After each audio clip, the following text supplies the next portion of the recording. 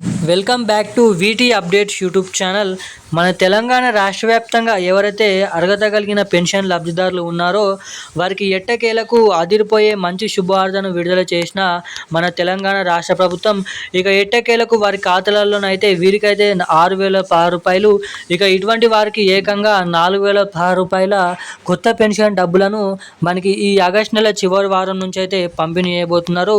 ఇక ఎన్నికల మేనిఫెస్టోలో ఏదైతే కొత్త పెన్షన్ డబ్బులను మహాలక్ష్మి పథకం కింద మహిళలకు 2,500 రూపాయల నిధులను పంపిణీ చేస్తామని తెలిపిన మన సీఎం రేవంత్ రెడ్డి గారు ఇక ఇప్పటికే ఆర్థిక శాఖ నుంచి ఈ డబ్బులనైతే అరేంజ్ చేయాలని అయితే వెల్లడించడం అయితే జరిగిందంట. ఇక ఎట్టకేలకు ఈ కొత్త పెన్షన్ 2 కొత్త పథకాలు మనకి ఈ నెల చివరి వారం నుంచి పంపిణీ చేయబోతున్నారో తెలుసుకుందాము.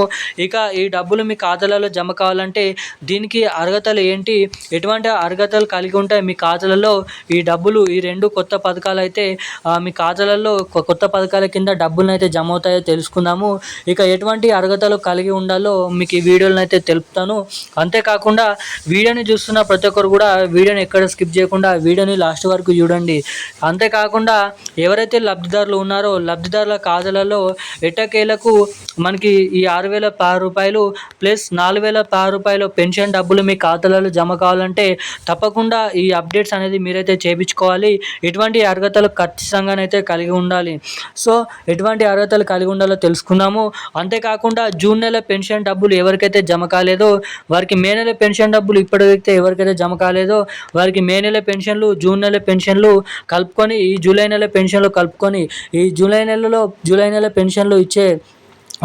పెన్షన్లు ఇచ్చే కలుపుకొని ఈ ఆగస్టు నెల చివరి వారం నుంచి ఆ పెన్షన్లు అయితే జమ చేయనున్నారు. ఇక ఎవరికి ఆ పెన్షన్ డబ్బులు జమ చేస్తారు, ఎటువంటి జిల్లాలలో ఆ పెన్షన్ డబ్బులు మొదటిగా జమ చేయనున్నారో తెలుసుకుందాము. సో దానికోసం మీరు చేయాల్సిన పని ఏంటంటే వీడియోని తప్పకుండా లైక్ అనేది చేయండి.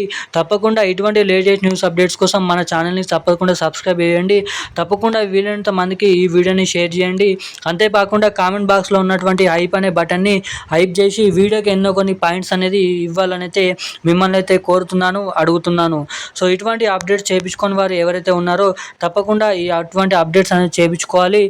మనమైతే మన తెలంగాణ రాష్ట్ర వ్యాప్తంగా ఎవరైతే లబ్ధిదారులు ఉన్నారో లబ్ధిదారుల ఖాతాలలో ఎట్టకేలకు 2 కొత్త పథకాలు ఇప్పుడు ఎవరైతే పెన్షన్ లబ్ధిదారులు బీడీ కార్మికులు, చేనేత కార్మికులు, వృద్ధులు, వితంతువులు, ఒంటరి మహిళలు, పెలేరియా, డయాలిసిస్, ఎయిడ్స్ కలిగినటువంటి 11 రకాల పెన్షన్ లబ్ధిదారులు పెన్షన్లు తీసుకుంటున్నారో 2,000 రూపాయలు తీసుకుంటున్న వారికి 4,000 రూపాయలు, 4,000 రూపాయలు తీసుకున్నటువంటి వారికి 6,000 రూపాయల కొత్త పెన్షన్ పథకాల కింద ఈ కొత్త పెన్షన్ డబ్బులను అయితే రిలీజ్ చేయబోతున్న మన తెలంగాణ రాష్ట్ర ప్రభుత్వం.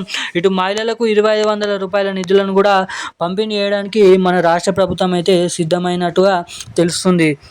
ఇక దాదాపు ఈ 2 పథకాల కింద అర్హుల జాబితా అనేది ఈ ఆగస్టు నెల చివరి వారం నుంచి సెప్టెంబర్ నెల 2వ వారం నుంచి ఈ 2 పథకాల కింద డబ్బులను అయితే రిలీజ్ చేయబోతున్నారు.